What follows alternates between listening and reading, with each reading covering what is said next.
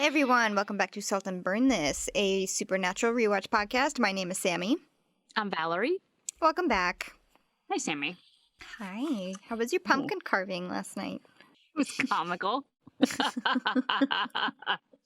No, it was really good. I thought I was gonna have like a super cool pattern to do, because nowadays you can carve pretty much anything into a pumpkin. Well, I say you can. I can't. I ended up with, just a snaggly toothed, pumpkin. Traditional jack-o'-lantern. Yes, exactly. But Julie's kids were so cute. Last time I did pumpkin carving with them, I had to pay them. I had to bribe them to stick their hands in the goo, in the pumpkin guts, because they were so grossed out by it. Yeah. And these are little kids. You think they would have been like, yeah. Yeah. No, I had to pay them. And and this year they were like, are you going to pay us to reach in and scoop out the guts? And I said, no. And so they kind of went at it themselves. Yeah. But Henry, who is 5, he decided that playing in the bowl of guts was more fun than anything. So last year he wouldn't touch it. He was very squeamish. This year we couldn't keep his hands out of it. He was just like, it's guts, it's brains. And he was just, having a blast with this stuff. It was really cute. It was really cute. How about you? Did you carve a pumpkin? No, I didn't. I haven't done really anything Halloween-y this year. Well, your sketches are going pretty well. Oh, no, they're not. I've done 4. So Inktober is supposed to be a drawing every single day, which equals 31 drawings. The first week I did pretty good. And then the second week, I wasn't as gung-ho about, being adamant on doing it every single day like I was last year. So I was like, you know what, I'll just do it when I can. I did the first week, great. The second week I didn't do anything, which was great. I knew that was going to happen. And then I've done maybe 2 or 3 after that. Oh. And I had ideas to do it, and then I just didn't do them. Didn't do them.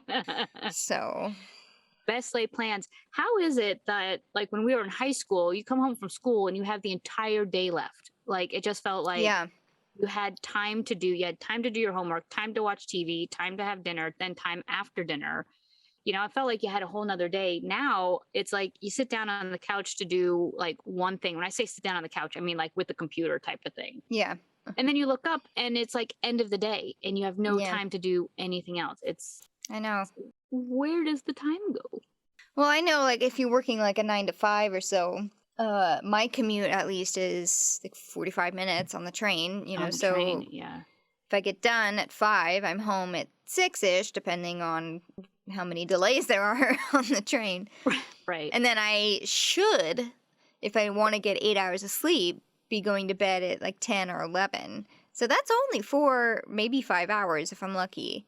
Yeah. Getting home from high school, I think I was home at 3. 3 or 4. 4 o'clock. Because the day started at something at ridiculous. 7. Yeah, 7. Classes were at 7:15 or 7:20. Yeah.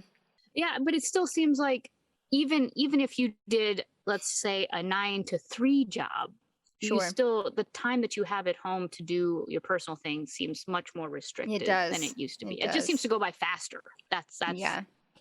I get it. I don't have parents at home to be like, do your homework now. You can't do anything until you do your homework. Right. I don't have that anymore, so I just get easily distracted. I'm like, I don't have to do this right now. I'll just watch, Squirrel. binge some more shows. Yeah, squirrel. Ooh, here's some stuff on Instagram. Ooh, here's I need to I have to fold my laundry. It's just, it's like if you give a mouse a cookie of household chores. Did you say if you give a mouse a cookie? Did you just say that? Have you not? Are you not aware of that book? No. Oh my god. Oh no. It's a classic children's book. And it's called If You Give a Mouse a Cookie? Yes, there's 2. I think that was the first one, and then the second one is If You Give a Moose a Muffin or something silly like that. But the premise goes, if you give a mouse a cookie, he's going to want a glass of milk to go with it. If you give him the glass of milk, he's going to want a straw to drink it out of. If you give the mouse a straw to drink the milk, he's going to want, and it goes on and on and on and on and on and on and on and on. Gotcha. So on and so forth. And I don't remember how it ends, but it's Oh. It's very cute. I highly recommend it, even as an adult. It's clearly made an impact on you. I can't believe you've never heard that. Everyone I know is just like, oh, if you give a mouse a cookie. It's turned into like a meme? Not a meme, even, like just a saying. A saying? Yeah. Maybe it's like just 'cause early I'm bird old. gets the worm if you give a mouse a cookie. I am so old, Sammy. Every time we podcast, it brings to light how much older I am. Not just than you, but just in general of everybody.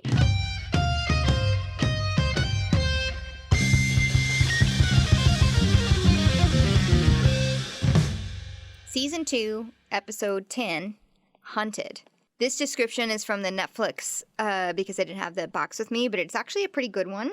After Dean tells Sam what their father told him before he died, the distraught Sam sneaks off to Indiana alone. Written by Rael Tucker and directed by Rachel Talalay? Oh, okay. Some sort of fun last name like that, but so a lady team. I was just going to say, so all females. Hooray! Yes. I liked this episode. This was another one, because when Croatoan ended, it was one of those kind of cliffhangers. It wasn't a full cliffhanger, but it was a what did Dad say? And so this time, like tuning in, and it didn't start directly with where it ended last time, because it started with the cold opener. And then it goes into the where things left off with Croatoan. Yeah. Yeah. And so when it first started up, I was like, oh, they're gonna make us wait another episode. This is gonna be, a total another standalone type of thing. So I was like, oh, shake my fist. I was like, very clever Supernatural. Keep us hooked in for yet another episode. Right. I mean, we can kind of guess what's gonna happen, based on the cliffhanger of the last episode, but also in the recap, when it's all about Dad and Demon and Dean discussing this big secret, this big Sam secret. Yeah. Did he say anything to you? Yeah. Yes. No, nothing. Yes. And like the little spots of the other psychic kids that we've seen previously, Max and Andy and such like that. Yep. And Sam saying everybody's capable of murder. So Sam is already looking on the negative side of his psychic abilities. He's seeing the path that these other kids have gone down and is completely relating himself to them, thinking, this is my destiny. This is what's going to happen to me. Yeah. So thus the title, Hunted. Yeah. Not a hard jump to be like, okay, guess who's going to be hunted? So our teaser opens with therapist's office. There's a close-up of a tape recording and a close-up of the name tag of the doctor, Dr. George Waxler. And the guy on the couch, literally and figuratively, is this guy who looks like he hasn't slept in like 2 weeks. Oh, just, like bags, black under his eyes. He kind of gives that typical psychic speech that we've heard a few times. It started about a year ago. I had migraines, nightmares. But he says that he can electrocute people at will, which his doctor is like, how do you know? How do you know you can do this? And he says, I did it to the neighbor's cat, put my hand on him and like microwaved him from the inside out like hamburger, which is disgusting and cruel. And as soon as he said that, in my head, I was like, why would you do that? And then the doctor actually said, why would you do that? Yeah. So the guy on the couch explains further that it's not that I want to do this, is that somebody is telling me to do this. The yellow-eyed man in my dreams tells me not only do I need to do this, but I need to do worse. And I am going to do worse. Yeah. And he says, like, he also tells me that he's got plans for me. Yeah. And then when the doctor says, what kind of plans? It cuts before this guy actually speaks them out loud. One of my questions was, does this guy on the couch, whose name is Scott Carey, I myself said, well, can't you just say no? Like, what compels you to do what the yellow-eyed man is telling you to do? And so I wrote down that question. Can he say no? Not in a negative way, not like, why isn't he saying no? But like, why can't he say no? Yeah. And then the psychiatrist asked the same question, can you say no? And Scott Carey says, he's like, I can't. There's so much worse would be done. I think that's what he says. No, he has plans for me, meaning I think he fears for himself and his life if he doesn't do what the yellow-eyed man says to do. And he doesn't call him a demon. He just calls him a yellow-eyed man. No one, all of them have said the yellow-eyed man. They don't know that he's a demon. Only Sam and Dean do, because that's the world that they live in. Yeah. So during this whole session, the psychiatrist session, there's a song playing in the background. I mean, that the whole teaser. The whole teaser. It's like the whole song. Oh my God, this song made it for me. Like just the crescendo. I mean, I love this song. See, I thought it was perfect for this. I've always hated this song, but really? It was perfect because it creeped me out. It's always creeped me out. The song, by the way, is White Rabbit from Jefferson Airplane. Yeah. And, and it references Alice in Wonderland, and you take the big pill. I mean, the red pill, the white pill, do you get bigger, you get smaller? It's all about drugs and mind expansion. And I, as a kid, I couldn't relate to that because I didn't know about the whole, drug journey that was prevalent in the 60s. Obviously, you didn't either. So it was very foreign to me, and I didn't like it because I didn't understand it. So the song itself, very trippy, perfect for this entire teaser. But not because I like the song, but because I hate the song. And it just made me so on edge. But like right at one of the crescendo moments, done with the doctor, and it's nighttime, he's walking to his car in the parking lot. And the camera is in the view of like someone who's like sneaking up on him, like, from the bushes at one point. Right. Scott doesn't necessarily see or hear him until it's too late. He's got the key near the door and then turns around. Yeah, because he sees somebody reflected in his car window. Turns around and kind of has this recognition of fear. Yeah, because the guy. We don't see the person. We just see the person stabbing Scott in the stomach and then doing like a little slice up just for good measure. Yeah, well, because Scott tries to put his hand on him, like to electrocute him. And the person who's attacking him obviously sees this coming and blocks his hand, knows not to touch his hand. So whoever is attacking him knows that Scott has this ability. After the title screen, here is the continuation from the last episode. Yeah. And then here it is. Here's the big Sam secret reveal. He says he wanted me to watch out for you and take care of you. He said that I had to save you, that nothing else mattered. And if I couldn't, I might have to kill you. Ouch. That is huge. Which explains the look on Dean's face in the hospital room when Dad leaned over his shoulder. Yeah. What a bomb being dropped. Poor Sam. Poor Sam. And with no connection, how do you even deal with that? Like, what? Yeah, how do you deal with knowing that your father told your brother that he might have to kill him? With no explanation, because Sam, totally righteous anger here. Yes, hurt, disbelief, and anger. Yeah. It's just like, why? What? Why? And Dean's like, I do not know. That is all he told me. That's all that I was left with too. I have no reference into what he's talking about, and I don't know what to do with this. Yeah, and you're immune to some weirdo demon virus, and so now maybe this is something that's out of our hands. Yeah. He's lost, and and that's why Dean is just like, let's go to the Grand Canyon. Let's just leave. Amsterdam. Let's just stop. Yeah, right. Let's just lay low until. And he doesn't say until we figure this out. He says until I can figure this out. Yeah, he wants more time. He's begging Sam. Yep. Meanwhile, Sam is like, what am I going to go dark side? Yeah. He's the opposite reaction. He's like, we need to figure this out now. And fair enough, because he's the one that this is happening to. He's the subject of all of this. And it's this time that Dean is the one saying that things are out of control. It's always been Sam saying, Dean, you're out of control. And this time, Dean is saying, this is out of our control. Yeah. It's like Dean's kind of the centered one and scared. And so wants to be cautious, whereas Sam is now wants to just run into traffic and, like, go get the demon, go find out what's wrong, go figured this out on his own. I don't blame him. Oh no, I don't either. It's just a role reversal, and not for the last time will the brothers have a role rehearsal. Okay, so next scene we see is it's nighttime. They're at their motel room. I think it was called the Velvet Inn. The Velvet Inn, only slightly pornographic. I know. I got a kick out of the motel names in this one, and I kept writing them down. He is quietly sneaking out. Yeah, Sam's got his backpack. He's going somewhere. Yeah, he's doing the whole look left, look right, and he was following me. Sneaky. Mm-hmm. Approaches a car, hijacks it.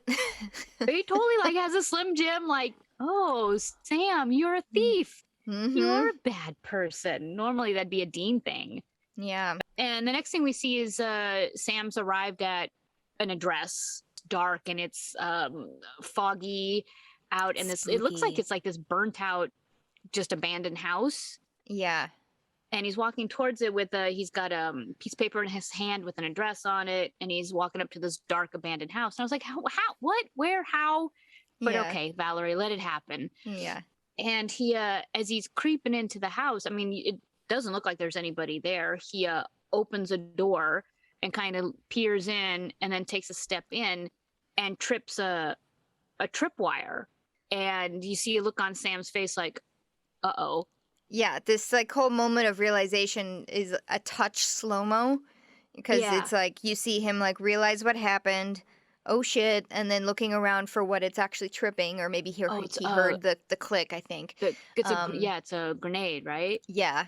The pin slowly comes out, and then kind of slowly you see Sam literally explode. It's comical only because of the last thing you see on his face is oh. Yeah. But I mean, he explodes, the house explodes, and blood splatters the camera lens. Yeah.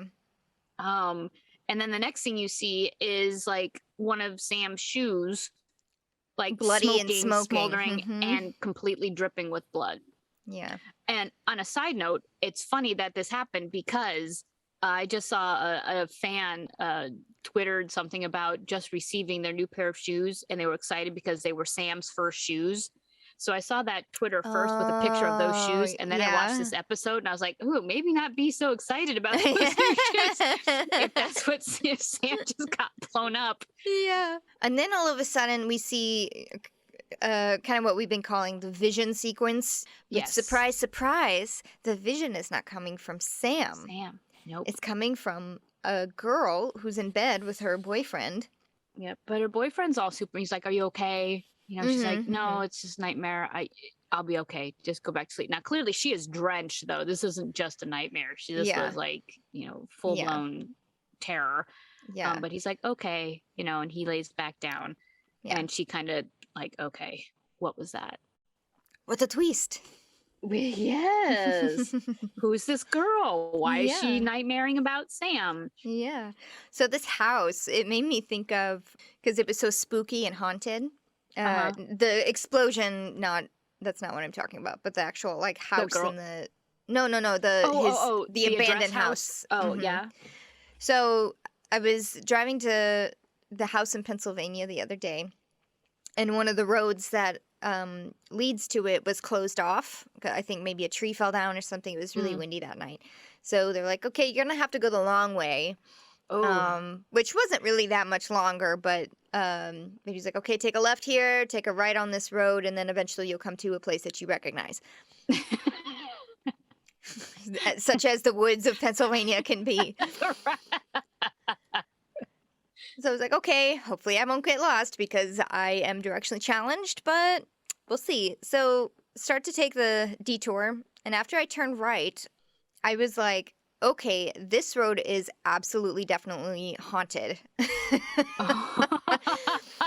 It was pitch black. There are no street lamps there at all. It's fall time, so all the trees are either dead or the leaves are falling down. Yes. It's windy, so the leaves are blowing around. I kept passing by old, decrepit houses and shacks just like this one. Oh my gosh, hunting cabins. Yes, and there's no signs of life anywhere. There's no lights on in any houses, because all the houses are kind of far into the trees, so you can't really see them anyway. It's just Right. pitch black. The Oh my road, gosh. while paved, there's no shoulders, so it's just completely surrounded by a tunnel of trees. There's like broken down cobblestone walls, those like little Oh. short walls, you know what I'm talking Yes, like about? little retaining walls that don't do anything. Yes. And as I was thinking, oh my God, there's an axe murderer lurking around the corner. I know Or a it. clown. Then I pass a cemetery.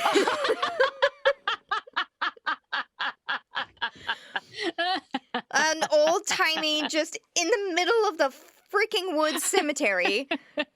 But the gravestones popped up, and I'm like, oh my God, I'm going to die here. Did you check the seat next to you to make sure that there were no hitchhiking ghosts? Yes. As you drove past. Like, Check your rearview mirror.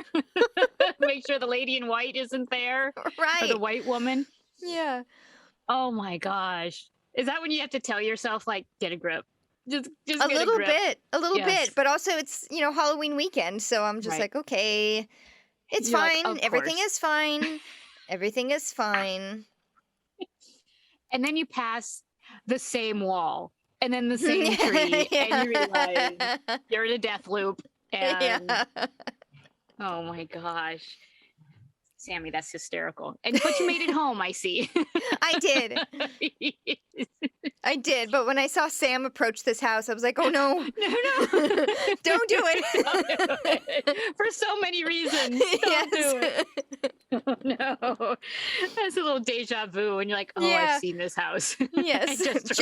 Just 10 minutes ago, I saw it. Oh. All right. So moving on. The next scene is Sam entering the roadhouse. And Ellen is not really surprised to see him because it's been a few episodes since. And the last time we saw them, Joe was like, get out. And Ellen Ellen didn't say get out, but she definitely was not happy with the boys. Yeah. I also noticed that when Sam walked in, like the hunters that were in the bar looked a little bit more, I don't want to say sketch, but they seemed a little bit more like side eye. And maybe I was just looking at it, but I was like, it didn't seem quite as welcoming as it's been in the past. Right. Yes, I think that was an intentional mood setting, I think. Yeah. So we learned that Dean has been calling Ellen in desperate search for his brother. For Sam, yeah. Sam won't talk about Dean. Ellen's like, Dean's looking for you. What's going on with you guys? Yeah. And completely Sam avoids the question by asking another question about Joe. Okay, Joe, where's Joe? How's Joe? And that's like, so apparently Joe has gone off on her own to go hunting. She finally put her foot down and said, I'm going to go be a hunter. Yep. And Ellen's just like, and I couldn't stop her, so that's where she is. Ellen does admit to Sam that she forgives John. She forgave John a long time ago for what happened, for the death of her husband. And she's not mad at the boys for what happened with Joe. Right. And so Sam kind of leans in a little bit and is like, so what did happen, between my dad and Bill? Here's Ellen's turn to not answer the question with another question. Yeah. Won't talk about Bill and John. So Sam recognizes that and says, okay, I need your help. Yeah. Which I think is great that the boys still ask for help and they know that they can ask Ellen for help. Right. They're not these like, no, we have to do it on our own type of characters. They recognize when they need help. And of course, in his asking for help, it turns out that he's actually just asking to use ash. It's like, can I borrow your ash? Yeah. So they ask Ash to look up some more stuff about particular people. Yeah, I read this as they're letting Ash in on the secret of Sam because he wasn't part of that original circle. Remember that episode where they're all talking at the bar at the end of the day, and then Sam reveals what the hell's going on. Ash wasn't there. Joe only popped in at the last second, so I'm not sure she even knows about exactly what's going on. Yeah. So Sam admits to Ash that he's like psychics like me. Yes. I was a little confused by why. They narrowed down their search, but I thought it was a search that Sam had already done. unless he did it specifically to his date. Like it wasn't just people, they weren't just looking for kids whose mothers died in nursery fires on their 6-month birthday. It was Sam's birthday. Is that what they were looking for? The first time that they asked us, because I do remember Sam giving the spiel to Ash, because Ash was like, okay, that's like weird, Really man. It's really specific. Yeah. They were specifically looking for that area. Because remember, it was about Andy. Yeah. And so he was looking based on the bus line, the name of the bus that he had seen in his vision. So he's like, okay, look in that area for this very specific set of criteria. And now Sam is saying, no, just look everywhere. Even though we don't really have a not everybody fits this pattern, at least this is a starting point. And you can find people anywhere, not just in wherever it was. That state. So Ash had found 4 of these possible psychics, 3 of which we already know of because it was Sam, Max, and Andy. Right. And the 4th one is dead. He just died. He's in a cemetery in Lafayette, Indiana. And he's pretty much describing the scene that we saw in the teaser, although they don't know that. The audience knows that. They don't know Stabbed to death in a parking lot. Yes. Yes. I love that the whole time that Ash is listing these people and the details, that he is like eyeballing Sam's beer while Sam's just casually drinking it. And when he's done, Sam's like, all right, got it. Takes the list from Ash and walks away. And Ash is like, boop, picks up the beer. Yeah. Drains the beer. Scavenging Sam's beer must be it's like a thing that Ash likes to do. It was just because he was eyeballing it. He was just like, yeah. And he just kept his eyes kept cutting back and forth to the beer as Sam's drinking it.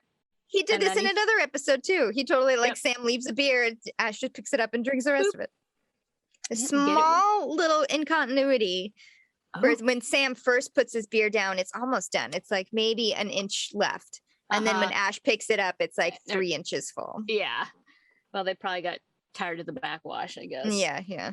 So Sam is on his way to Indiana, Lafayette, Indiana, which is where Scott Carey died. Ellen, of course, as Sam's leaving the bar, is like, I got to call Dean. I got to tell him. And Sam's, says, please don't. This is something I have to do on my own. Give me this one thing. And she's like, okay. And I'm like, Sam, Ellen has not been able to do that for anybody. She's protective. She's so protective that of course she's going to do what's best for them, which is contact Dean or tell Dean where Sam is going because it's better for him. I just feel like saying, didn't you learn your lesson? Because she hunted down Joe hard. She broke Ash. She hunted down Joe. So what makes you think that she is going to stand by and let you potentially walk into a dangerous situation without protection? I guess. Now, I'm not meaning like she's lying, but she can't help herself from being protective, which is, Yeah, that's a good way to put it. She can't help herself. I felt that way later. Wow, she gave in really easily. Ow, you're twisting my arm. Ow, it hurts. Yeah. Sam is now in Lafayette, Indiana. He's with Scott's father, his persona being an alumni of Scott in high school. The actor playing his dad, his name is Tom McBeath. I totally recognized him. Yes, huge character. Well, he was a huge character on Stargate. He was a huge character. He was an arch nemesis of the Stargate team for a number of episodes. So he was a recurring bad guy, Harry Mayborn on the show. So anyway, yes, Stargate. Sorry, but I thought he was really good. He was even though this was playing the dad was a small role, I thought he did a wonderful job. And it was complete opposite. Like I didn't see his Stargate character in this at all. He was just a heartbroken dad. Yeah. But as the heartbroken dad, he was explaining to Sam that, you wouldn't have recognized him to now. He was such a great kid. And then suddenly he was depressed. He shut himself in his room for days at a time. Yep. Starting a year ago, he had headaches, nightmares. He was paranoid. So Sam is able to asks if he can go see his room to do a little snooping. And I thought, when he gets into his room, into Scott's room, it's a kind of a normal room, a little messy, but regular books like Shogun on the shelf, and until Sam opens the closet door and pushes the clothes aside and sees this collage of yellow eyes. Some look like they're hand drawn, some were cut out from magazines. It was just an entire wall of yellow eyes. And I was like, oh, that's not good. Yeah. That's not good. He also does snag one of the bottles of pills on his dresser. I think he did. Investigate the type of pills, or the doctor? No, the doctor. I think it kind of sort of highlighted the name. Yeah, prescribed by Dr. Waxler, or whatever his name was. So Sam approaches his motel, the Blue Rose. This is a really groovy motel. Oh my God, yes. I was like, down on the bottom of my page, it was like, this motel decor is fantastic. Yes. Well, the blue and the silver and the blue roses everywhere. Roses and the patterns. Yeah, it was a super cool motel room. Yes. But before he gets into the motel, his spidey senses are tingling. Right before he puts in the key, sweeps around and grabs this girl who is the one we saw from the beginning, who had the vision. And she's terrified, and she's like, listen, I'm not here to hurt you. I just came here to warn you. I'm not crazy. Yeah. I'm not crazy. And so they end up talking, and Sam takes this all in because she explains, I saw you die and this and that. And the way Sam takes it in, she says, oh, okay, so you're nuts. I have to be honest here. Yeah. I did not like this girl. No? Yeah, it's interesting because the internet loved her. Yeah, well, they tried to make it a little too normal. She wrote all this off a little too easily. She was having visions. It's dude, you're having visions about people dying. You just revealed you had nightmares about people dying, and you noticed that one of them came true. Right. The guy, Scott Carey, she pulls out a newspaper clipping of his death. She's like, I dreamed about this before he died. Yeah. And now you're sitting here listening to some other guy saying, I can do this too. And now it's you're too unbelievable for you. Yeah, exactly. Exactly. But it was also the way, I don't know. She felt a little community theater for me. Do you know what I mean? Okay. No, I can see that. I absolutely can see that. No offense to people who do community theater. There's when you see people acting. I saw her acting. That's what it was. It's I saw her acting. A little too acty. Yes. But Sam is, he's still, I don't want to say on the hunt, but on the hunt for discovery. He takes all this information in and says, so you're one of us. And she's like, I don't know what you're talking about. And he says, did your mom die when you were little? And she's like, my mom's alive in Palm Beach. So yet another character who doesn't fit the pattern of chosen psychic children. Yeah. Like Sam. I still don't know what that means. It was first we were given a pattern, and now we're being told, not now, but now we've been told a number of times that maybe there isn't a pattern. So I guess that just opens the door to more. The demons throwing snags in the wrenches into the works. There you go. That's what it is. So anyway, this girl Ava, she then tells Sam that she saw him die, and she found him by the stationery in her vision. So on the stationery in which she wrote the address, it said Blue Rose Motel, and then she did a little sleuthing. I Googled it. It was a real motel. So then I just came here and happened to find you and warn you. So now I've done that. I'm going to go because I don't know what else to do. Yeah. Yep. Peace out. Did you, this actress, I wrote down who she is. I didn't write down who she was, but I did just see her in an episode of SVU a few days ago. Well, the actress's name is Catherine Isabel. She is the daughter of Graham Murray, who is the art director and production designer of the X-Files. He won 2 Emmy Awards for this. Oh. She was also on Psych, The L Word, Stargate, Bones, X-Files, and even as far back as MacGyver. Dang. Dang, right? She must have been a baby there. I know. I tried to look it up. Like, I tried to find her in that episode, and I was like, rabbit hole. Yeah. Don't have time for that. But I thought it was interesting, though, that is her dad as the, one of the production designers on the X-Files. She was only on one episode of the X-Files. I would have been like, Dad, a couple more episodes. All right. So next scene is Dean is driving. He receives a call from Ellen, who says, "Yep, I've seen Sam." And Dean's like, "And?" She's like, "Nope. Well, he told me not to tell you. Oh, but screw it. I'm going to tell you anyway." That's where I was just like, "Dang, Ellen."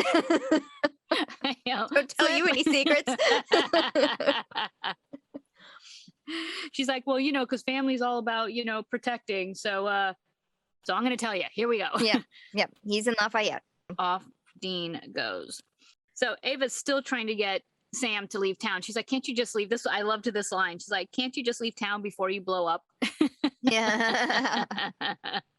But no, he wants her help to figure out things. Yeah, here she's just like, "I'm just like a secretary. I'm a fiance. I'm supposed to be planning my wedding. I gotta go." And then Sam in his Sam way convinces her, it's just like, "Doesn't this scare you? Like, you're having these visions. These are obviously not normal. How does this not concern you in any kind of way? How do you just go back home and address your envelopes for your wedding?" Yeah. So she stays. And she joins a little persona game at the doctor's office. So she's in the therapist's office, Dr. George Waxler, and she is, it's light role play in that she's just a newbie to the town. A new patient, and she's anxious. Because what she's doing is creating a distraction for the doctor while Sam spider crawls across the window and gets to sneak into his records office. Other office? Yeah. I was like, what is he doing out there? This was totally for TV's sake, but it's fine. It was cute and funny. And that's she notices him and she goes, "Oh," Yeah. And the doctor's like, "What?" And looks over his shoulder just in time to not see Sam clinging to his window ledge. With his still casted arm. Yes. Now, I had an excuse for that because this episode butts right up against Croatoan. Yeah, it does. Except I looked at the next episode. He still has it? He still has it. Jesus Christ. It's been like, as of right now, what, 8 weeks, 9 weeks since he broke his hand? Yeah, because he broke it in the Children Don't Play with Dead Things. No, didn't he break? Oh, in the yes, in the episode. In the script, he broke it in that, right? Right. It was the previous episode that he broke it on. He didn't know actually it was broken. Broke it. Mm-hmm. Yeah, he didn't know it was broken until Children Don't Play with Dead Things. Yes. So anyway, he's crawling down the wall with his broken hand still. She jumps in surprise and then says, it's like, "Oh, I just remembered that I drank a bottle of Coke and ate some Pop Rocks at the same time. Doesn't that count as a suicide attempt?" I loved this doctor's reaction. It was just like so perfectly subtle, as in, okay. Oh dear. Let's talk. Yeah. Because don't you remember that was like one of the big urban legends was if you ate Pop Rocks and drank a Coke that your stomach would explode. Yeah. So not only was Sam able to get into the records room, they were also able to get a hold of the doctor's tape recorder. Yeah. Ava's very confident. She's very proud of herself that she did this. She's very excited. Yes. I helped you commit a crime. Yay! So they're back at the motel and they're going through his files and they're listening to the cassette recording. And we hear a lot of what we heard in the opening, what we heard live, we're now listening to on the recording of Scott talking to the therapist. Yeah. But one of the things that's new that I don't think was said in the opening sequence is that are the plans. These elusive plans that everyone's always talking about. It's like, what are these demons' plans? And it never actually says what they are. What it is. Yeah. And here they are. Here they are. A war is coming. Things are going to change. People humans are going to be the soldiers. Yeah, people of like this him war. being Scott. People like Yep. me are going to be the soldiers, and everything is Yep. going to change. And while they're Mhm. listening to this, Dean has found Sam. Yes. You know, he's driving through the parking lot of the motel. Yes. And he's peeking in through the windows and happens to come across right right away. In the open window, not the open window, but the like window with no curtains drawn. Mm-hmm. Sam. There's Sam. Yep. He's relieved that Sam's alive and fine. Even more relieved that he's got a girl in there with him. Got a girl in the room. He's like, yeah, Sam. Even on top of all this, you're going to get some nookie. Yes. I was like, Horn Dog Dean is alive and well. Yeah, but he said it with a smile, which made it all right. But then suddenly, this actually scared me. Yeah, Ava and Sam are just stunned at this news that Scott has just told this doctor. New information for both of them, especially Ava. Gunshots rang out, like the window shatters. Yeah. And somebody shooting into the motel room. And that actually scared me because it was a big gun, big gunshots. You know, Sam throws Ava to the floor and they're like, what's going on? Mm-hmm. And it turns out Gordon is back. Yes. Gordon has found Sam and is trying to kill him. And so he's up on a rooftop or on top of something at a height with this giant rifle. Yeah. He's a terrible shot, by the way. Because if he had all that time to set up that shot, I know at that window. But anyway, Dean obviously heard these gunshots and is able to, you know, get up onto the roof where Gordon is and is like, Gordon. Yeah. And it's right when Gordon did have a headshot for Sam that Dean comes to the rescue and just like kicks his face in. Yep.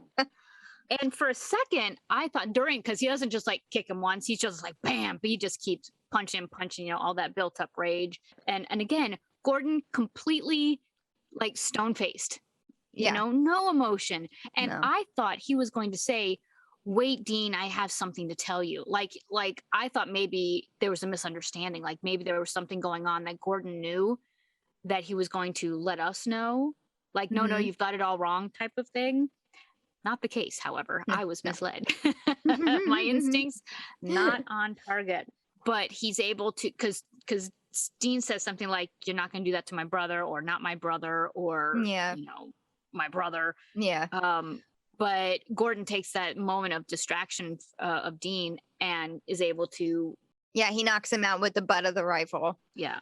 Oh, God. But I love this next shot because, I mean, Dean's out cold now because Gordon was able to get the upper hand on him. And Gordon kind of stands up. He staggers a little bit. And as he's looking down at Dean, like, you know, Jesus, what just happened? And blood like drips out of his mouth. And it's just like this slow drip. And it was done in silhouette. And I thought that was a really cool shot. It wasn't just about blood on his face. He was like actively bleeding from that. And I was like, that was actually a really cool shot. Sam and Ava go up to the roof. They're kind of scoping out where they thought the shots came from. Gordon and Dean are gone. But Sam finds a shell casing. Yes. Well, I love this. It's like, Ava's like, I don't understand. Shouldn't we talk to the cops? And Sam's like, something tells me they wouldn't really do much good here. Which is a little inside joke with the audience, meaning like, the cops have all this rap sheet on us, or that they're not really going to understand. No, I think that's a whole nother story that we have to sit you down, give you the truth is out there. This whole scene is like this, and I kind of loved it. I loved throwing in like this newbie character into the brothers' world. Our universe. Yes. Because when he does, as you said, pick up this shell, and he knows exactly what it is. He knows what kind of gun it came from. He knows that there was a silencer put on it. He's like, who are you? And he's like, I watch a lot of TJ Hooker. Which, by the way, went off the air in 85. So something tells me TJ Hooker never mentioned the caliber of gun that he was just describing. But she takes it in stride. She's like, okay. I did. I'm just Sam, after discovering this bullet, is like, I gotta call Dean. Yeah. This is gonna be too much. Yeah, this is too much. Can't do it alone. And not only does she have visions of me blowing up, now someone's trying to kill me. Yeah. And so he calls Dean, and what we hear on the phone is, you know, hello. Yeah. And Sam just jumps right into it. There's no like, hey, I'm sorry I left town. It's like, dude, something's going on. I need your help. Mm-hmm. And Yeah. I'm in Lafayette, Indiana, and you hear Dean say, "Yeah, I know." Yeah. You know, Ellen told me, Yeah. and you know, yeah, and I'm here. You know, I'm here already, and it's kind of a funky town. And you Yeah. know, what do you need to? Why don't you let's hook up? And he gives him this address, 5637 Monroe Street. No, well, Yes. let's hook up and we'll talk.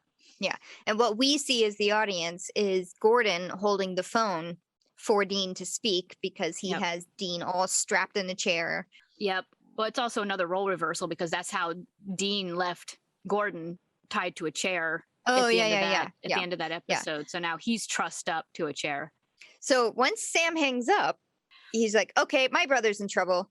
And here is where I want to start tracking some things. And this was an idea that my friend David gave me, right when we first started this podcast. He was like, you should do a code word list.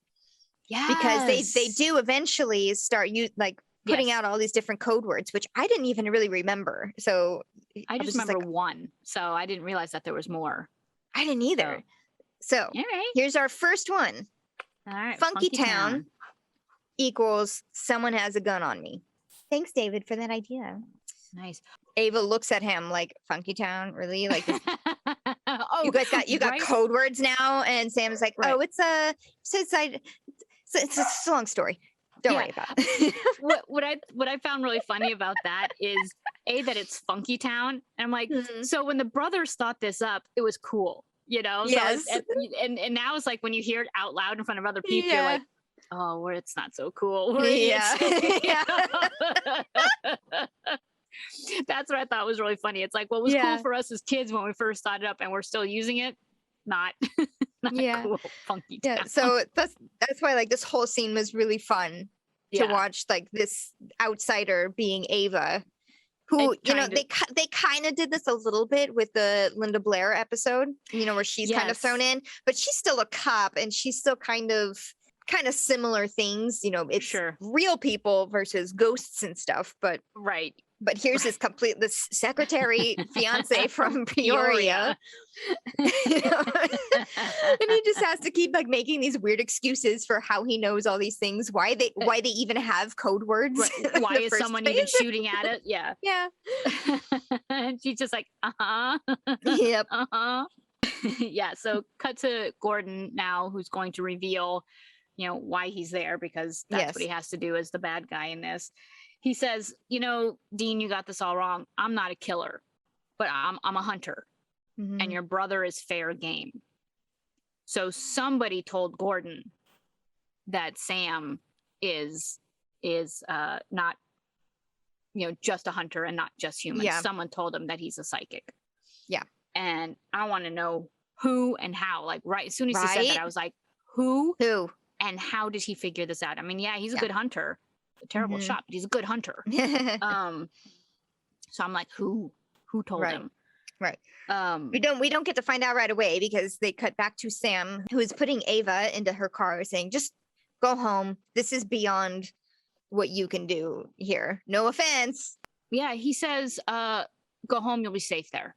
This is going to be too dangerous, too messy. Go home, you'll be safe. And she reluctantly gets into her little even VW though bug. She's like, you're walking you're walking right into my death vision.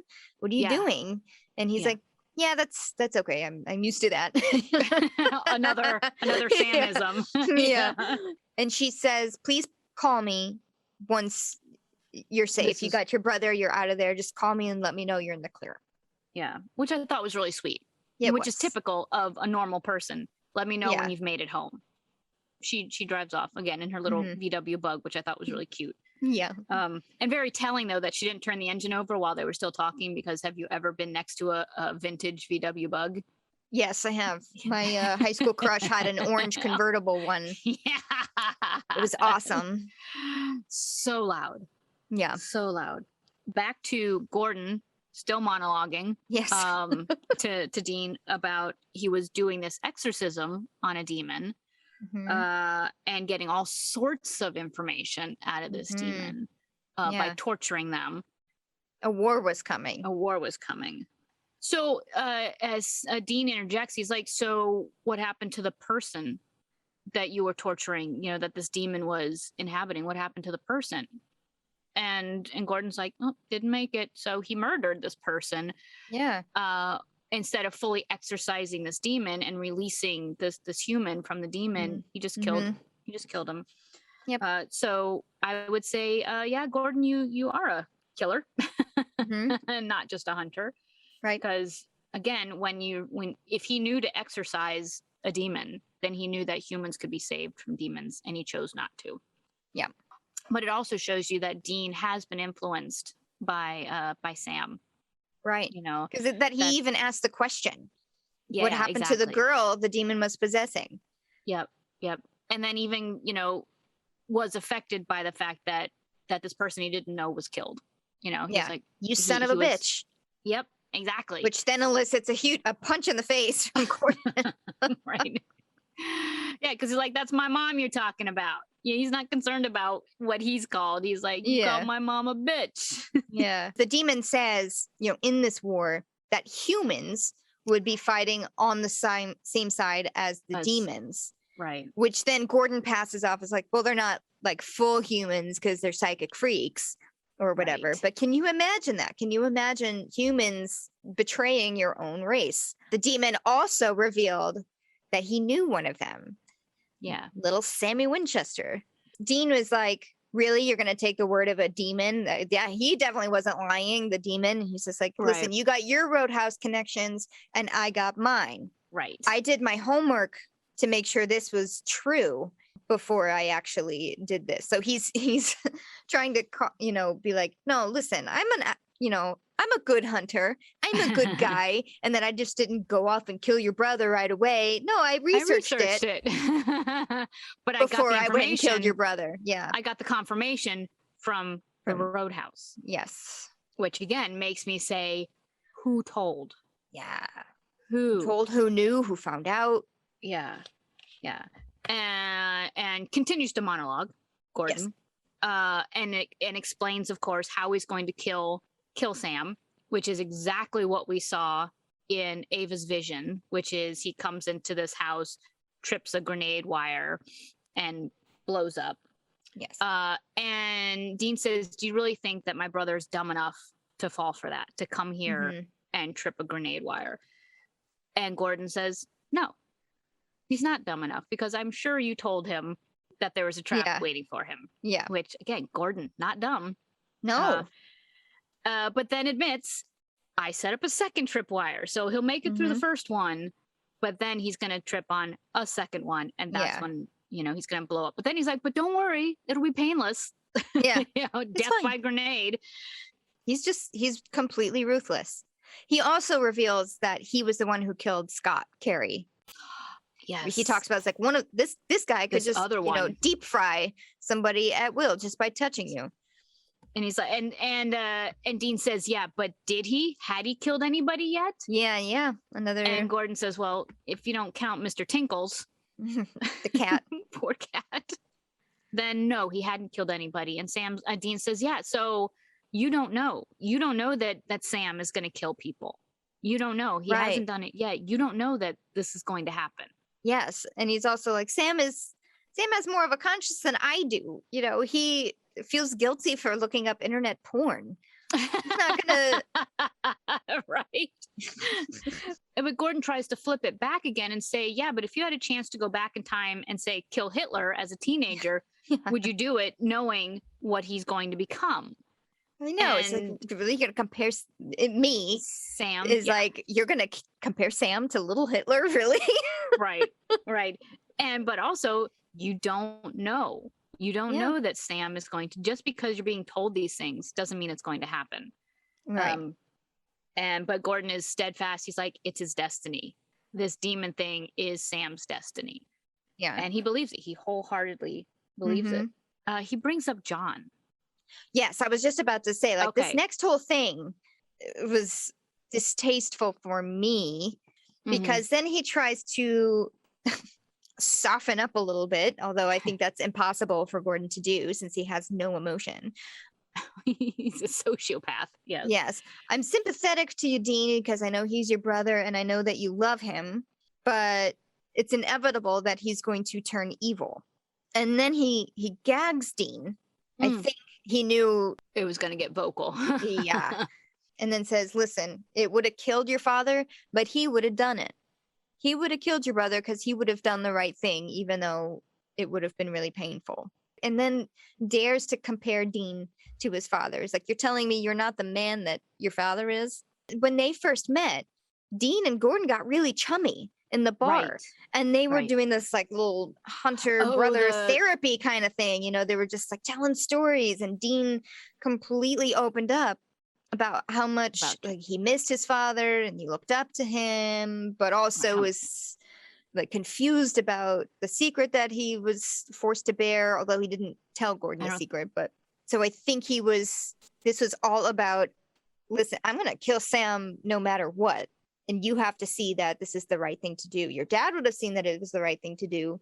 Okay, so now here is the vision coming to life. Sam approaching the house with the address in hand. He looks through the front door, like a crack in the front, and sees Gordon and Dean there. As Gordon said he would. It's like, no, Sam's going to see us, like guarding the front door, and then he'll go around the back, which he does.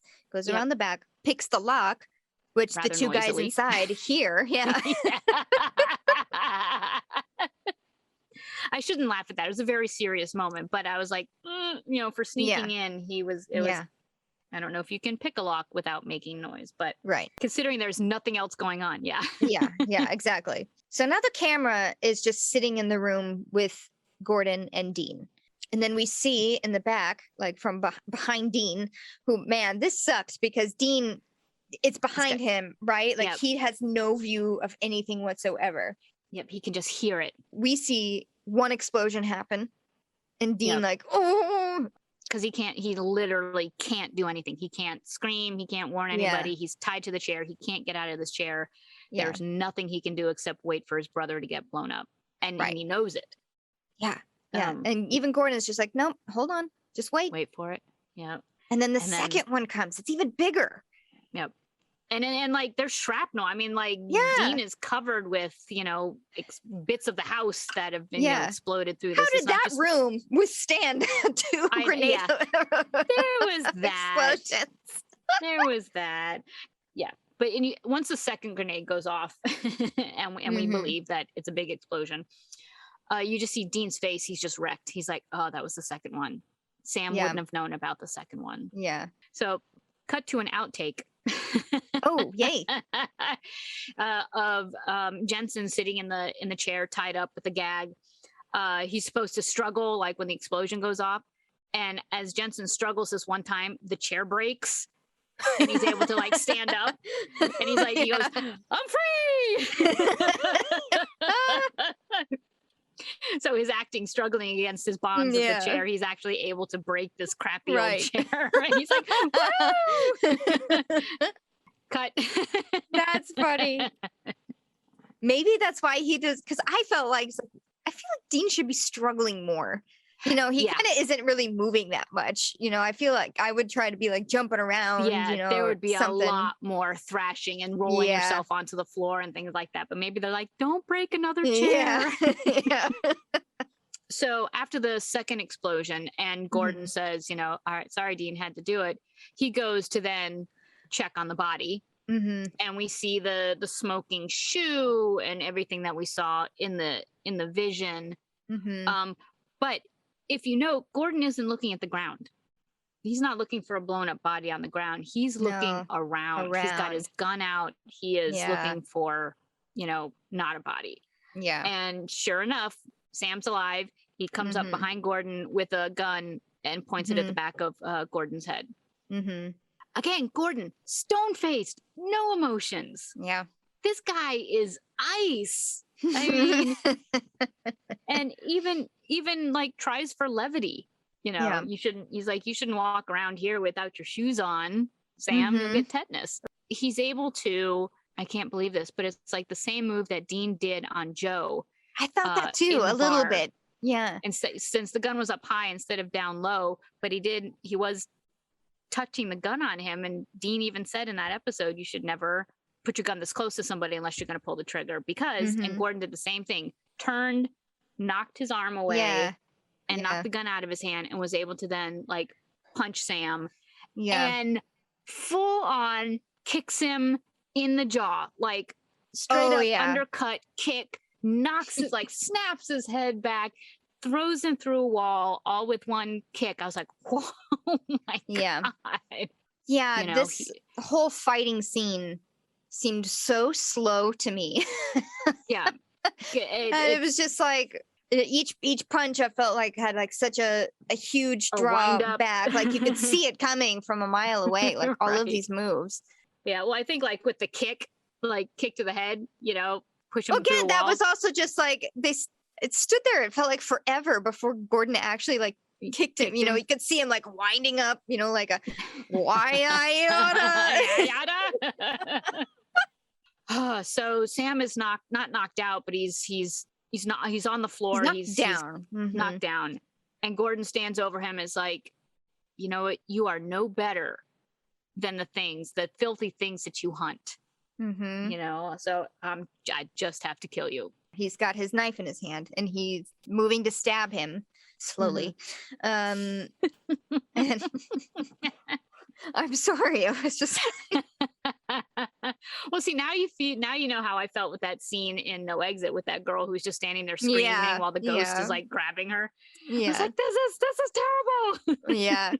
But Sam is able to catch Gordon's arm just in time and like throws him to the side, knocks him out just enough in order for Sam to slowly take a few punches at him, get the gun. His rifle, Gordon's rifle. Gordon dares him to shoot him. Do it. I dare you. I know you're a killer. Do it, Sammy. What he was thinking. Yeah, Sammy. And he doesn't, of course. He does end up cold cocking him instead of killing him. And then says, of course, it's Sam. And I was like, we knew that was coming. So there was no denying. I know. It didn't bother me that one. It wasn't that dorky. But you knew it was coming. Yeah. Yeah, don't call him Sammy. And you know, it's funny. I still felt possessive even in that moment. I was like, don't call him Sammy. And I know he did it intentionally. It wasn't just like, you know, him trying to horn in on the relationship and call him Sammy. It was done to niggle him. Yeah. And Dean is still tied to the chair. He has not been able to free himself. No. He did hear Sam's voice, like when Sam first had pointed the gun at Gordon. Gordon, he said like drop the gun or something. So and we saw Dean Dean was like, oh, he's alive. Yay. But then heard all this noise, so I'm sure he didn't know what the hell was going on. Right. So Sam finds Dean, unties him quite easily, which I'm like, Supernatural has to work on one thing. A few things. One is if you're going to tie somebody up and show the audience that you're tying them up, actually tie them up. Then if you're going to show somebody getting untied, actually have them tied up so that it doesn't just look like you're pulling ropes off of somebody, which clearly that's what they did. As soon as Dean is mostly free, you know, he finishes untying himself, he grabs Sam and stands him up and is like, are you okay? And does the big brother check, which I thought was so telling. You know, I mean, Sam did get the crap kicked out of him, and so did Dean earlier, but Dean is still the big brother, and he's like kind of does the once over, like looks him in the eyes like, are you okay? And I'm sure there was a few minutes there where he did think, oh no, he got blown up. My brother just got murdered by Gordon. Twice. Yes. So you know, with that in mind, he like after he makes sure that Sam is good, standing up, great. Good, I'm gonna go kill this guy. I'm gonna go kill him. Yeah, I didn't kill him before, and that was a mistake. I need to kill him now. I gotta remedy that. Yeah, and Sam convinces him not to. He's like, no, he's taken care of. Don't worry about it. Don't worry about it. So and they're Dean walking looks out of shocked. Well, I thought Dean looked kind of shocked. He's like, you took care of it, and Sam is really calm about it. I don't know. To me, that was a little bit of an echo from Gordon saying, "No, Sam is going to turn evil." You know, Dean just like sat there and like convinced Gordon. It's like, no, he's got like the biggest conscience ever. He would never kill anyone just for killing someone. And here was Sammy being like, "Oh no, it's taken care of. Don't worry about it. Let's just go." I didn't. That's just a personal thing. I was just like, no, that's amazing. I didn't read into that at all. No, that's good. It was just Dean's reaction being like, all right. He seemed a little nervous, scared, yeah. something was off. Yeah. So but anyway, they walk out pretty casually. And out comes Gordon following behind them. Well, he just like emerges. It was like this super smooth, like he just came out of the shadows, emerged out of the shadows, a gun in each hand. It wasn't, and just firing, bam, bam, bam, bam. Again, I will say, a terrible shot. Well, here's the thing, because he was shooting side style, right? Like the whole like, cool like grip, where it's just bam, bam, with both hands, you know, just bam, bam, bam, bam, bam, bam. Yeah. So while I think that grip is super cool, like in movies and stuff, man, you just look like a fucking badass when you do it. And I'm being serious. But if you can't hit your target. Right. And I was just like, now, is that actually effective, shooting a gun like that at all? Is it something that people actually do? I did like a weird little mini dive of it. Did you? I did. So they used it a few times in Westerns in the 60s, because when they did close-ups, like certain kinds of close-ups, it was easier to see the gun and the actor's face. That kind of went into more of like gangster types of movies where they did that a lot, like I think even in The Sopranos. And so it seems like it was just a movie thing that then people maybe adapted into real life, being like, ooh, look at this way where you can shoot a gun. Right. Maybe I'm so good with my gun that I can shoot it anyway. Yeah. But there is this Marine, either a retired or current Marine, I don't know, but he was a marksman, who said, actually, there is a little bit of a science in shooting your gun like that. So I personally do not know anything really about guns. I've been shooting once, you know, and that was more so with a rifle. So anyway, this Marine talks about when you shoot it normally, you know, you have to line up the sight, you know, with your target, and it takes more time to aim in order to make a good mark. Right. If you shoot it on the side, you can kind of use that flat plane of the gun to kind of just make a rough estimate of where you're aiming. It's not a good aim, but it's faster. I can see it, Sammy. I can absolutely see what you're saying. Yeah. I could buy that. I could buy that. Turning the gun sideways gives you a quick blanket target. Yeah. It's also like more intimidating, I would think, being on the receiving end of that, because not only is the gun pointed at you, but the person who's shooting you or about to shoot you is looking at you. They're not looking down the sight. Yeah. They're not looking at their gun. They are looking at you. But this Marine did also say, like, I think, you know, I don't think people realize when they do shoot like this, whether it's in real life or in movies, that's why they're shooting like that. They think it's just, it looks cool from all of the movies, but there is a little bit of a reasoning to it. Okay. That's wow, Sammy. You did do a deep dive there. Well, I did it because I was like, it's like, why did they have Gordon do that? You know, he's supposed to be this great hunter. And while we know he's not a great shot, he's not a great fisticuffs kind of fighter. You know, why would they have him hold the gun like that? Was it just because it looks cool? It could also have been the actor's choice as well. It could have been the actor's choice, right? I didn't look into why Supernatural did that. I was just curious. But that's interesting. I mean, you don't think about the details that goes into a single shot of a TV show. You know, did they actually think about what the position and angle of the gun meant to that scene? And we just spent 15 minutes talking about it. So clearly it meant something. You know, somebody is going to draw meaning from this character holding this weapon in this way. Yeah. And I will say it looked freaking scary and badass. The way he was walking out of control. Yes. But but also not. It was like a blind, steady rage is how I would describe it. Because he was just stomp walking towards these guys. Not running, but walking. Nope, just the way he came out of the shadows. Smooth, cool. 1, 2, cool 3. As ice. 1, 2, 3. 1, 2, 3. You know, I'm just gonna kill you both now. It was You've badass. Tried scary. my patience. I'm just gonna do this. Yes. You know, I've let you play your games, but at the same time, missing. That's, I guess, my point is he's still missing, no matter how cool and collected he is. I mean, clearly he's seething under the surface. Yeah. He's just shooting. He's just like, I'm just going to shooting. shoot. Yep. Hopefully I get you. Yeah, eventually I will, because I'm going to get close enough. Right. Because Sam and Dean, they just run across the street and like hide behind some hedges there. And Dean's like, you call this taken care of? Shooting at us. And this time Sam is like, wait for it. Yeah.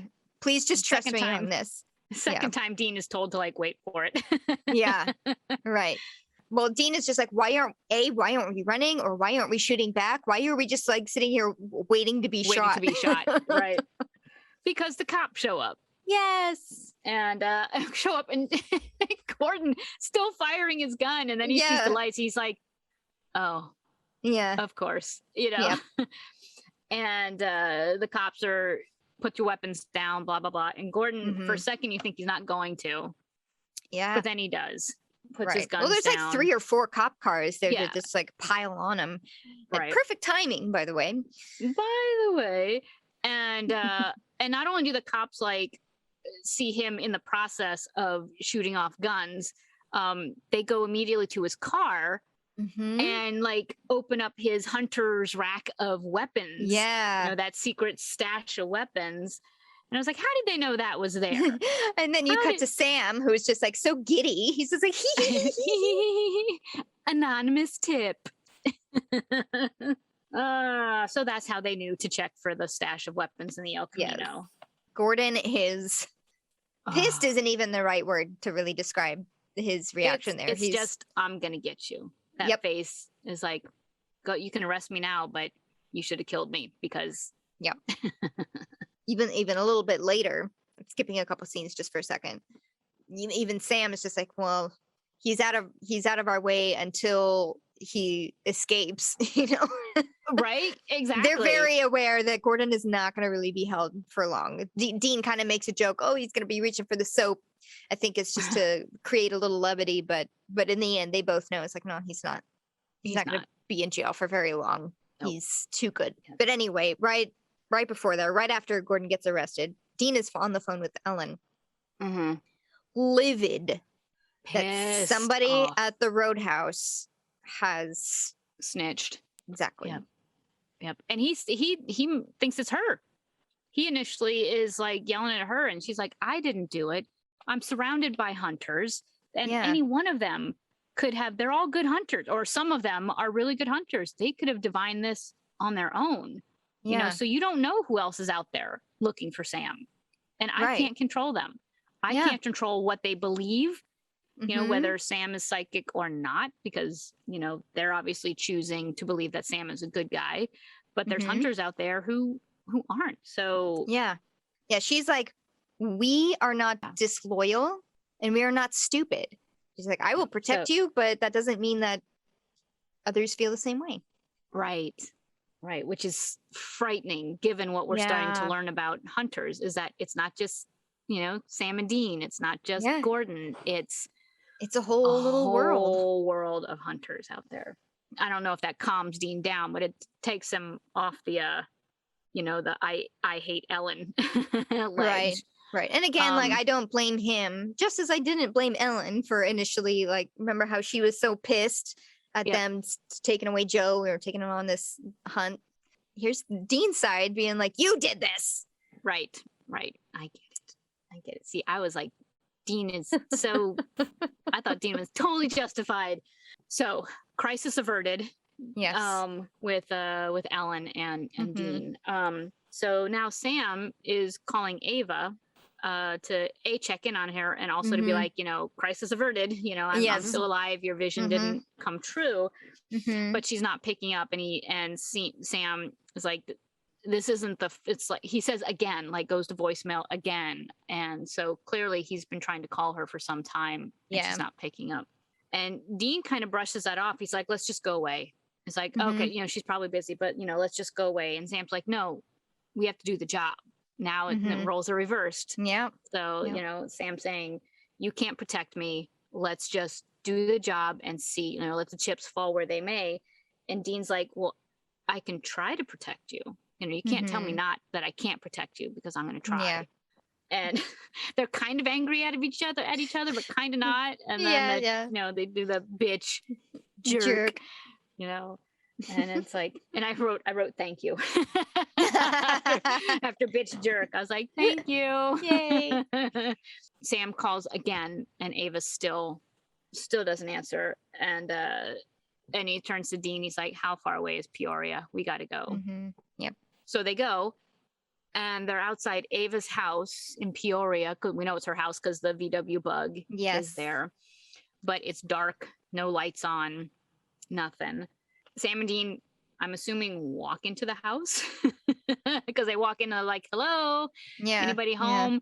Again, no lights because they're using flashlights, and they're calling out Ava's, is anybody here? And they walk into the bedroom, and they see Ava's boyfriend, fiance, wholly murdered. Oh, yeah. I mean, way murdered in bed. I mean, eyes open in shock and surprise. His throat is completely slit. And it looks like, I swear to God, it looks like they just poured blood all over him. Yeah, it kind of did. I'm like, he's like, lay down, and we're just going to take a bucket of blood and pour it on you. I mean, he is a holy bloody mess. The room is, there's blood on the floor. It's terrible, angry, violent, bloody mess. But no Ava. There's no Ava body. There's no sign of her there. There is some sulfur on the windowsill. Dean finds the little yellow sulfur powder. And then Sam finds on the floor Ava's engagement ring, which she had pointed out earlier. She's like, look, I'm engaged. So there it is on the floor of the room. Yeah. And it's like, Ava. It's so poignant. It's the last thing that they say in the episode, and Sam, it's so poignant because he isn't like, Ava. He's like, oh, it's like, oh no, Ava. But you don't know, did she do this? Right, exactly. Was she taken? Yeah. Did she, like, is she dead? Is she in the demon's grasp? Right. Did she turn? Did she? Yeah, so you don't know, but Sam is a little crushed by, no matter what, the fact that this has happened. He's like, oh no. Yeah. This is bad news no matter how this is, whether she was kidnapped, taken, or if she turned, if she did this, and that's how the episode ends. So now we're like getting deeper and deeper into this whole yellow-eyed demon conspiracy storyline. And this is where the part of me that has seen future episodes is like, get to it.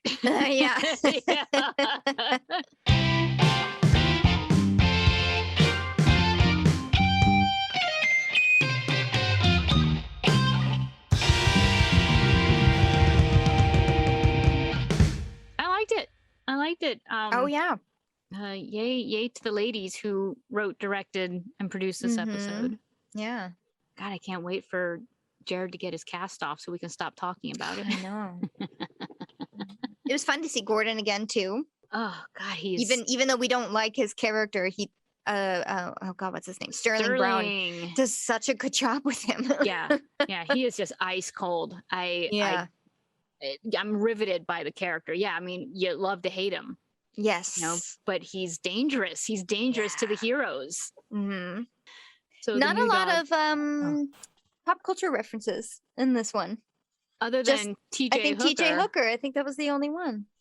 Did you ever watch T.J. Hooker? No, I didn't. William Shatner as a cop. William Shatner was in T.J. Hooker? Yeah, he's T.J. Hooker. Wow. I don't know really much. I know that I know the name T.J. Hooker. It wasn't one of my like old shows that I watched. I watched like Cheers. I watched Get Smart. I watched I Dream of Jeannie. Okay. There are some like old school shows that were on like TV Land and stuff. Sure. That Well, T.J. Hooker only had 3 seasons. I think it was like 82 to 85. I was like, it was like T.J. Hooker and Fall Guy. Did you ever watch The Fall Guy? I've never heard of that one. It's a show about a stunt man. That's okay. But yeah, so only one pop, and I'm kind of glad because sometimes it gets a little bit much. The problem with pop culture humor is that it then dates the show. It becomes almost a period piece, eventually. Like if we're watching the show 20 years later, which we kind of are almost at this point. Like the MySpace thing from last time. Remember, we were like, oh God, Right. MySpace isn't a thing anymore. Right. Well, especially if they pop culture reference shows from 20 years before their time. Right. Yeah. You know, that makes it even harder. I mean, it's one thing to talk about old shows. Like people know Bonanza, you know, we don't watch it, but if it's referenced, you know what it is. But TJ Hooker, Funky Town, you know, everyone knows that because it's a song that you're going to hear on the radio. You know, so that's or like the Jack Nicholson movies that they've done a couple of times, like The Shining and whatever the other one was. One Flew Over the Cuckoo's Nest. Classics, you know. Right. That TJ are just kind of going to stand the test of time. Yeah. TJ Hooker, MySpace, maybe not so much. Not so much. All right. What's next, Sammy? Oh, so the next episode is Playthings. I did watch a little bit of this one just because I just left it playing, you know, do the Netflix thing. I was like, have I ever seen this episode before? I just saw at all. Really? Okay. Yeah. I mean, I didn't watch the whole thing. I stopped after a while because it was late and I had other things to do. But I was just like, nope, none of this. Oh, cool. None of this is ringing a bell. It'll be all fresh. Yeah. Yeah. I stopped after I saw the cast. I was like, Valerie, stop. And I want to be true to our process. But sometimes I just have to take a peek. Yeah. I have to take a peek. Thanks for joining us on this one on Hunted, our little wrap up of Hunted. Please make sure to follow us, subscribe to us, rate us anywhere that you can find podcasts. If you've enjoyed us, a little 5-star rating would be greatly appreciated. Please follow us on all of our social media stuff. We are at Salt and Burn This Pod on Instagram and Facebook, and at Salt and Burn This on Twitter. And we will see you next week for Playthings. Bye. Bye.